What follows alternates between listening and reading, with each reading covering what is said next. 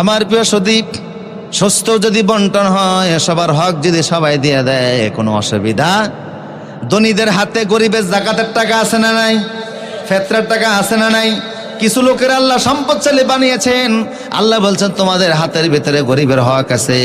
আবার গরিবদেরকে, ধনীদেরকে আল্লাহ বলছেন ইবগুনি ফিদ দুআফা, গরিবদের সাথে সম্পর্ক রাখো, আমি আল্লাহর রহমত আকাশ থেকে বর্ষিত হয়ে যাবে।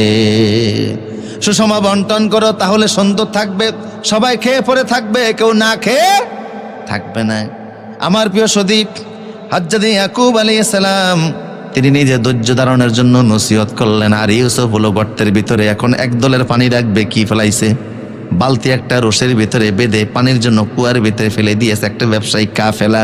ওদের উদ্দেশ্য হলো পানি তোলা। কি তোলা?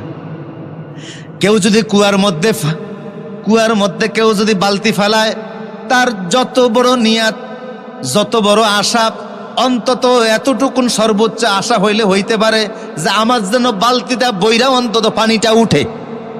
কথা কোন ঠিক কিনা? আপনি একটা আম গাছ লাগিয়েছেন, যদি বড় আপনি আশা করেন, তাহলে আশা করতে পারেন আমার আম গাছের আম যেন মিষ্টি হয়, ঠিক কিনা? এর চাইতে ভালো আশা করতে পারেন যে আমার আম যেন অন্তত 12 মাস ধরে। কথা কোন ঠিক কিনা? এর চাইতে বড় আশা করতে পারেন আমার আমের মধ্যে যেন কোনো ফুকা না থাকে। কিন্তু আম গাছে আমের পরিবর্তে স্বর্ণ জুইলা থাকবো, এত বড় আশা করা তো।